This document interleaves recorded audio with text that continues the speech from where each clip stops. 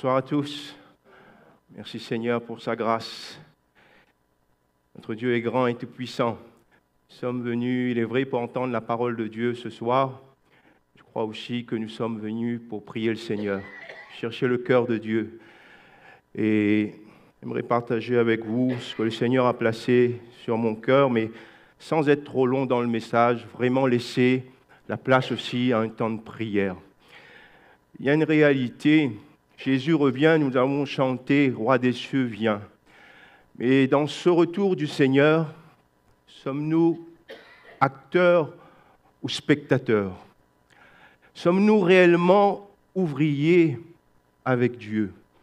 C'est cette réalité qui est devant nous ce soir, pour chaque serviteur, pour chaque enfant de Dieu, chaque croyant. Que faisons-nous dans cette attente? Oui, Jésus revient. Nous le chantons, nous le savons, c'est une promesse qui est sûre. Le Seigneur, le Roi de gloire, va venir bientôt. Que sommes-nous devant lui ce soir? Vous savez, dans la parole de Dieu, il y a des chapitres, des livres entiers qui sont réservés à des hommes et à des femmes de Dieu dont nous devons prendre modèle tels que Moïse, David, Abraham, Néhémie, Esdras, les apôtres. Mais il y a aussi des simples versets, 2 ou 3 versets qui parlent des hommes, des femmes, je crois, qui est parlant pour chacun d'entre nous. Et j'aimerais lire avec vous dans l'Évangile de Luc, au chapitre 2, le récit d'une femme qui était dans cette attente du Seigneur. Luc 2, verset 36.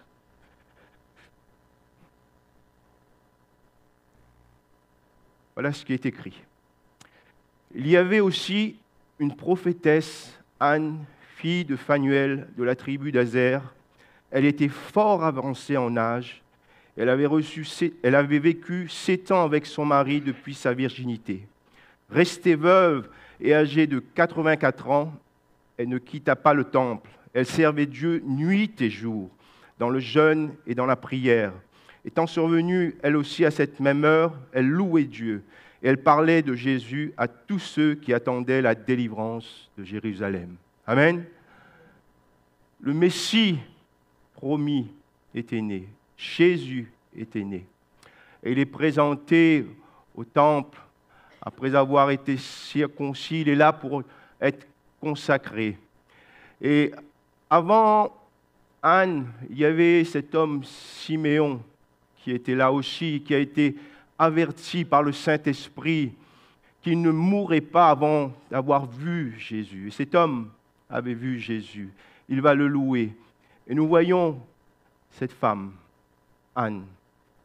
Elle avait tous les obstacles dans sa vie qui étaient là, dans cette attente du Seigneur. La Bible dit qu'elle était veuve. Elle était seule, dans la solitude. C'était sa situation. Elle était fort avancée en âge. Luc va insister, va rappeler l'âge de cette femme. Et nous savons que les femmes n'aiment pas quand on dise leur âge. Et il va ajouter, elle était âgée de 84 ans. Une femme âgée, seule. Sa condition, elle était prophétesse. Combien aussi nous pouvons savoir que être prophète, cette époque, dans cette génération, était signe d'exclusion, de rejet. Combien les obstacles étaient là pour cette femme, Anne. Nous pourrions en tirer des leçons pour nous ce soir de cette femme, de son attente, de son cœur, de son attitude devant Dieu. Il est dit, premièrement, elle ne quittait pas le temple. Son attitude dans l'attente du Seigneur, c'est chercher la présence de Dieu. Il y a l'image du temple où la gloire de Dieu se manifestait, là où la parole était lue, là où on venait adorer le Seigneur, là où on venait offrir l'offrande au Seigneur. Elle aimait rester dans cette présence-là. Est-ce qu'il en est de même pour nous, frères, sœurs? Est-ce que nous avons toujours de la joie pour venir dans la maison de Dieu, dans la présence, dans la communion fraternelle, chercher la foi, chercher la communion. C'est ce que va proclamer le psalmiste, qu'il est doux, qu'il est agréable pour des frères de demeurer ensemble. Parce que c'est là que le Seigneur envoie la bénédiction, la vie pour l'éternité. Peut-être que quelqu'un a été forcé, obligé de venir ce soir. Des enfants obligés par leurs parents d'être là ce soir. Peut-être même un époux, une épouse, un ami qui est là ce soir. Cette femme ne quittait pas le temple. Est-ce que nous aimons cela? Est-ce que cela n'est pas devenu une certaine religiosité dans nos cœurs, une certaine coutume d'être là, de réaliser que Dieu est là, lorsque l'Église est rassemblée, lorsque les frères et les sœurs sont là, le Seigneur est là. Il y a une bénédiction pour chacun d'entre nous. Ne pas quitter la présence de Dieu, rechercher le cœur de Dieu. Cette femme était veuve. J'aimerais dire à quelqu'un qui peut-être se trouve dans cette situation, Dieu a un cœur particulier pour la veuve. Il se dit, je suis le père des orphelins et le défenseur de la veuve. Voyons l'amour de Dieu dans toute la parole de Dieu pour la veuve, pour celle qui se sent seule ce soir. Et combien le Seigneur veut te rappeler de rester dans sa présence, de rester dans la communion des saints. L'attitude première de cette femme était de ne pas quitter le temple. Elle va être une actrice. Elle ne va pas être seulement là comme spectateur. Peut-être que quelqu'un vient à chaque réunion et peut-être qu'il te manque quelque chose ce soir. Voilà ce qu'il est écrit au verset 37. Elle servait Dieu. Un cœur qui était au service de Dieu. Sommes-nous des hommes et des femmes ce soir qui servons toujours le Seigneur? Nous sommes dans le corps de Christ. Nous sommes les membres les uns des autres. Le Seigneur nous a placés dans le corps et nous avons une utilité particulière. Peu importe nos limites. Cette femme avait des limites, veuve, fort avancée en âge. C'était la situation d'Anne. Mais son cœur était de servir le Seigneur. Il est dit nuit et jour, nuit et jour. Mon frère, ma sœur, servir le Seigneur, cela nous coûte. Cela doit toujours nous coûter. Nous ne servons pas seulement le Seigneur quand tout va bien. Cela deviendrait trop facile. Lorsque seulement le Seigneur nous bénirait. Est-ce que nous sommes capables d'être fidèles au Seigneur, même si nous sommes dans l'épreuve, même si nous sommes dans la maladie, même si nous sommes persécutés? Est-ce que nous avons cette attitude de cœur dans l'attente du retour du Seigneur? Bon et fidèle serviteur, entre dans la joie de ton Maître. Amen. Quelle parole merveilleuse. Je crois que nous avons été sauvés par grâce pour servir le Seigneur.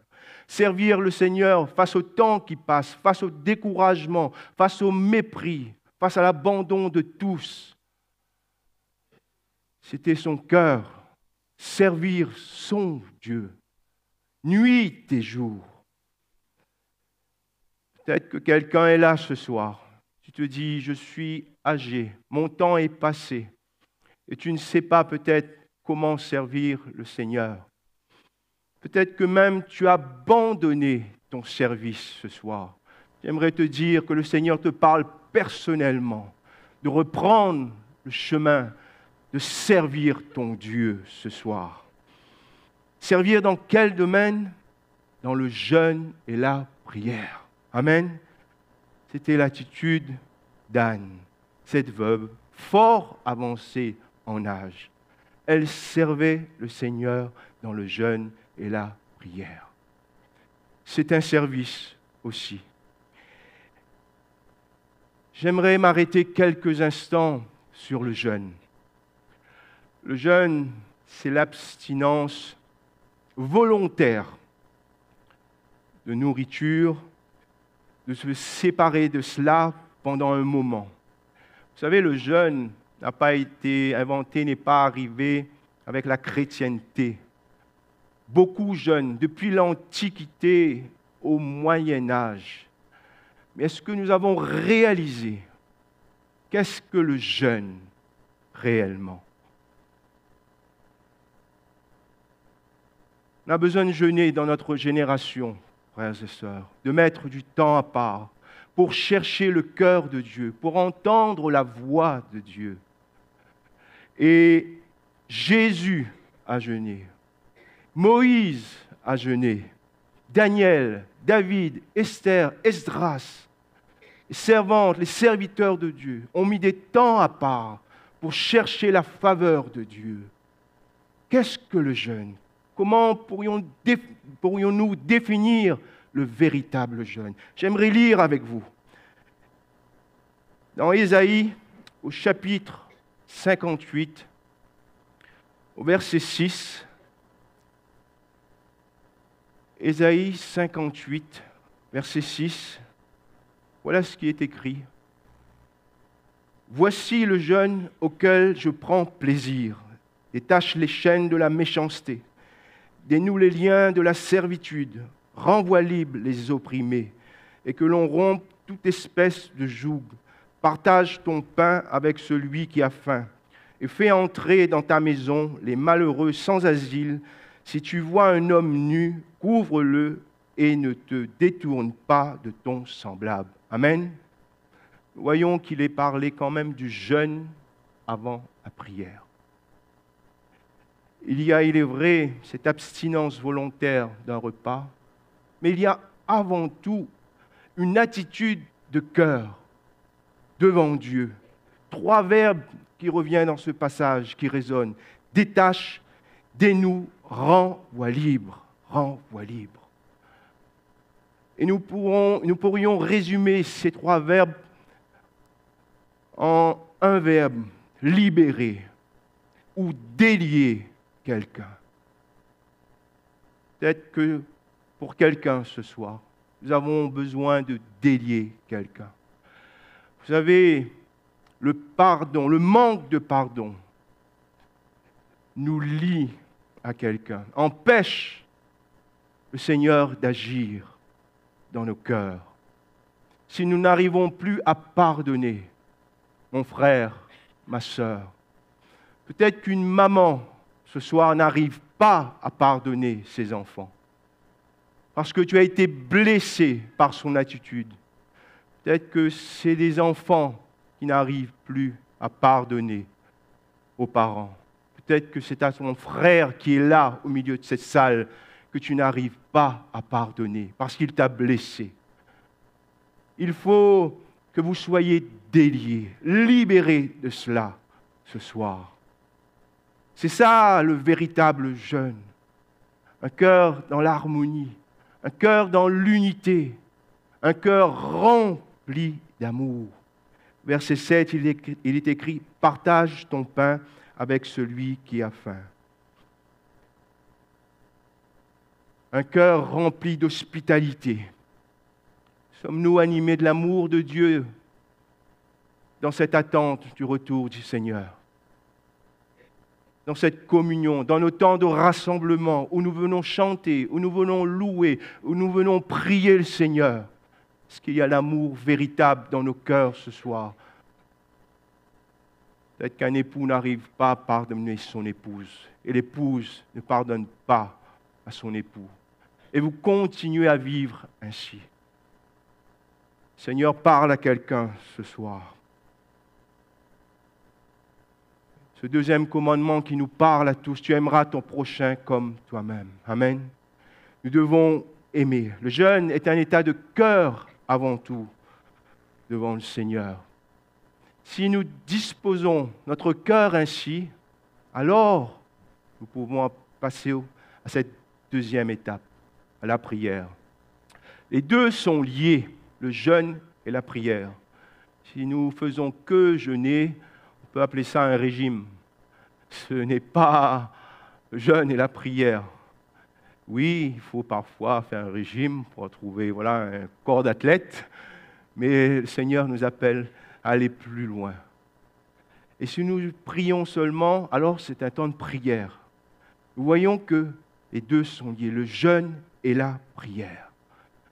C'était le service d'Anne, de jeûner et de prier. Et la prière, nous savons tous, Jésus va l'enseigner dans ce beau verset de Matthieu 6,6. Non pas que les disciples ou les pharisiens ne savaient pas prier, mais ils aimaient faire connaître leur éloquence, comme par hypocrisie dans le temple, en élevant la voix. Moi, je loue le Seigneur et il faut qu'il y ait encore davantage de frères et de sœurs qui élèvent la voix lorsque nous sommes rassemblés. Jésus voulait emmener les disciples un peu plus loin. Ce que nous sommes là ce soir, lorsque nous élevons nos voix, dépendent de ce que nous sommes dans le secret, dans l'intimité avec le Seigneur. Et moi, je crois dans des temps de jeûne, dans les temps de prière, dans les temps où nous sommes rassemblés, comme ce soir où nous voulons chercher la face de Dieu, trouver la faveur de Dieu. Nous sommes venus pour prier. Il nous faut des fois du courage dans la prière, mes frères et mes sœurs. Et moi, j'aime particulièrement le courage de David. C'était un homme courageux dans les combats devant l'ennemi, mais il a été aussi courageux devant son Dieu. Faisant cette prière dans le psaume 139, à la fin de ce psaume, dans ce psaume, David proclame l'omniscience, l'omnipotence, l'omniprésence de Dieu. Mais il termine ces versets par ces deux paroles. « Sonde-moi, ô Dieu, et connais mon cœur. Éprouve-moi et connais mes pensées.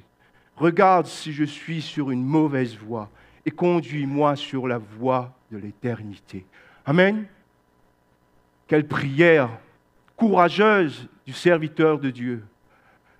Est-ce que nous pourrions avoir du courage ce soir? Nous sommes venus pour prier, de faire une telle prière devant le Dieu qui connaît tout.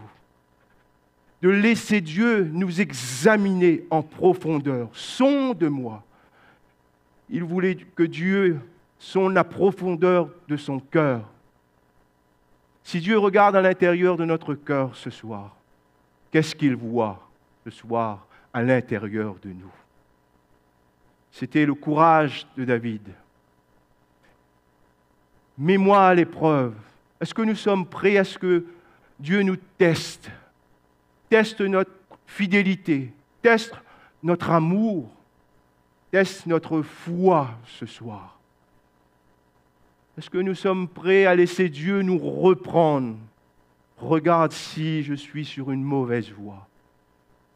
Est-ce que nous sommes prêts à laisser Dieu nous conduire toujours?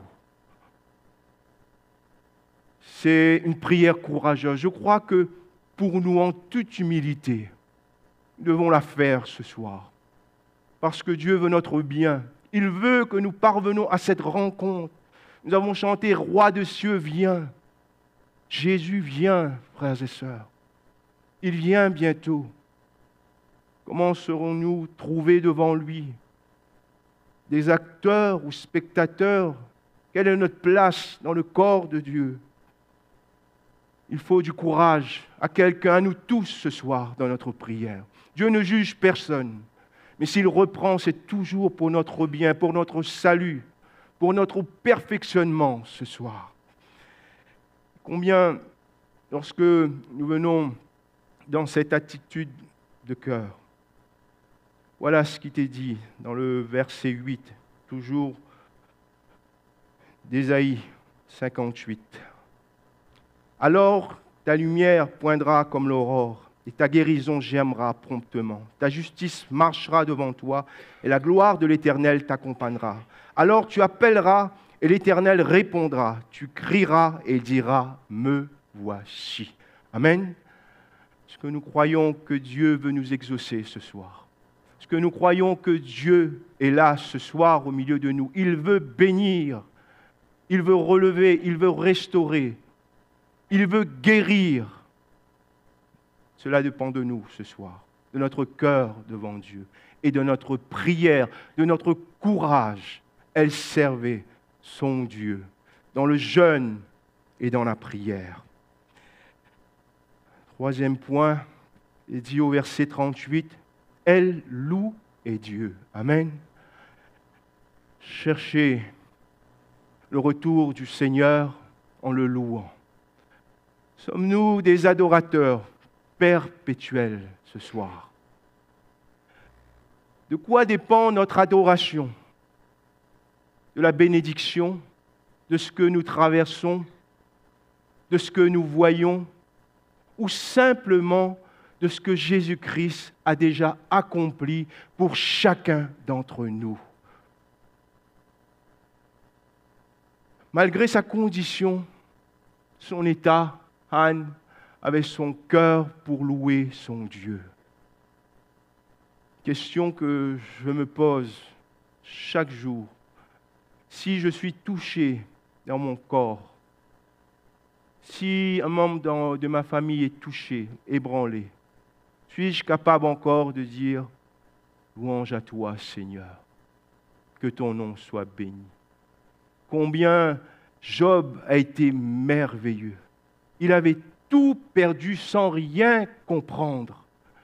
Il dira « L'Éternel a donné, l'Éternel a ôté, que le nom de l'Éternel soit béni ». C'est merveilleux de pouvoir savoir louer Dieu en tout temps. Le Seigneur cherche encore des hommes, des femmes, à Saint-Louis même, dans cette église, là où il nous a placés, à cette époque, en ce jour, en cette soirée, qui sachent le louer encore, qui sachent le glorifier, parce qu'il est digne. Il a déjà tout accompli à la croix du Golgotha pour chacun d'entre nous.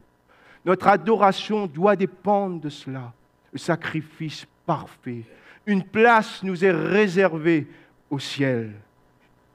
Mon âme bénit l'Éternel, que tout ce qui est en moi bénisse son saint nom. Mon âme bénit l'Éternel et n'oublie aucun de ses bienfaits. Il y a une puissance qui délivre dans la louange. C'est ce que dira David. Je m'écris, loué soit l'Éternel et je suis délivré de la main de mes ennemis. Amen. Peut-être que quelqu'un ce soir n'arrive plus à louer le Seigneur parce que tu es malade, parce que tu es épuisé, parce que tu es fatigué, découragé. Peut-être que quelqu'un même n'a plus de travail ce soir et tu n'arrives plus à louer le Seigneur. Peut-être qu'il y a la persécution autour de toi. Loue le Seigneur, adore le Seigneur. Et combien nous voyons, Seigneur, l'Éternel, il siège au milieu de la louange de son peuple. Il est là ce soir. L'Église est née pour louer le Seigneur. Quand les disciples vont sortir remplis, baptisés du Saint-Esprit, les 120 dans cette chambre, l'Esprit va les conduire à raconter les merveilles de Dieu. Amen. Racontons-nous toujours les merveilles de Dieu. C'est notre part, le Seigneur nous attend à cela. Quatrième attitude de cette femme, au verset 38, il est écrit « Et elle parlait, elle témoignait, elle témoignait ». Nous aimons parler de beaucoup de choses. Il y a de ceux qui sont fans, entre guillemets, de football. On parle de football, on parle de manger. Il n'y a pas de mal à cela. Mais nous voyons le cœur d'Anne. Elle parlait de Jésus. Amen. Est-ce que nous parlons toujours de Jésus, frères et sœurs? Est-ce que dans une journée, nous avons parlé de Jésus à quelqu'un? En cette journée, est-ce que nous avons parlé de Jésus à quelqu'un? Qu'est-ce qui a animé notre vie aujourd'hui? C'était le cœur de cette veuve âgée de 84 ans. Elle parlait de Jésus. Nous avons reçu une puissance, mais vous recevrez une puissance survenant sur vous et vous serez mes témoins. Amen. Nous sommes les témoins de Jésus-Christ. Si nous sommes remplis de l'Esprit de Dieu, si nous avons été revêtus de la puissance de Dieu, alors nous devons témoigner de Jésus. Il y a une transformation lorsque nous sommes baptisés dans le Saint-Esprit. Et ça, nous le voyons. Pierre était un peu ce lâche qui n'arrivait pas à prendre position devant la foule qu'il avait reconnue comme étant disciple de Jésus. Mais lorsqu'il fut rempli du Saint-Esprit, il va témoigner devant toute la foule, 3000 âmes converties à Christ. Est-ce que témoignons de Jésus-Christ ce soir? Témoignes-tu de Jésus dans ton travail, dans ta famille, dans ton quartier? Si nous ne témoignons plus de Jésus, alors, frères et sœurs, nous devons revoir la présence, la communion avec l'Esprit. Nous avons besoin d'être renouvelés ce soir du Saint-Esprit. Peut-être que quelqu'un soupire après le baptême du Saint-Esprit. Si tu es baptisé dans le Saint-Esprit, mon frère et ma sœur, c'est pour témoigner de Jésus-Christ. Lorsque nous témoignons de Jésus, alors les miracles, les signes, les prodiges accompagnent ce témoignage. C'en était ainsi des apôtres. Ils ont vu la gloire de Dieu avec eux, parce qu'ils étaient des témoins vivants de la parole de Dieu. Cette femme, elle parlait de Jésus à tous ceux qui attendaient la délivrance de Jérusalem. Nous avons été faits témoins à Jérusalem, qui représente pour nous, notre famille, cette proximité. Tellement de ceux qui ont besoin de délivrance autour de nous, peut-être même dans notre famille ce soir. Une mère peut-être doit témoigner à ses enfants qui ont besoin de délivrance, que Jésus est celui qui délivre. Il n'y a aucun souci dans la puissance de Dieu, dans la gloire de Dieu. Jésus est celui qui libère, qui transforme. Et bien souvent, nous sommes tellement spectateurs, nous attendons tout du Seigneur, alors que le Seigneur attend de toi ce soir que tu témoignes à tes enfants que Jésus est le Sauveur pour sa vie. Dans cette Jérusalem, dans cette famille là où tu es, ouvre ta bouche et je la remplirai, dit le Seigneur. Témoigne à tes enfants. Peut-être que c'est les enfants qui doivent témoigner aux parents ce soir. Combien sont nombreux ceux qui attendent une délivrance dans le foyer? Délivrance pour les enfants, délivrance pour la famille. Le Seigneur attend de toi, attend de moi, attend de chacun d'entre nous que nous témoignons de Jésus-Christ. Il y a une puissance dans la parole de Dieu, dans les témoignages vivants de Jésus-Christ. Il libère. Nous avons vu l'attitude de cette femme, d'Anne, veuve, dans le retour du Sauveur, du Messie qui avait été promis d'envoyer. Jésus revient. Quel est notre cœur?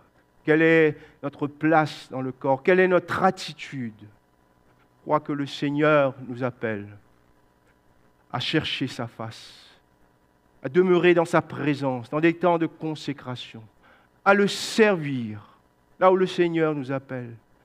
Peut-être aussi que quelqu'un a abandonné les temps de jeûne et de prière. Et il te faut ce soir mettre à nouveau du temps à part pour chercher la face de Dieu. Peut-être qu'il nous faut tous louer le Seigneur, le glorifier. Et peut-être qu'il nous faut aussi chaque jour continuer à témoigner de Dieu. Jésus revient. Il veut bénir son Église.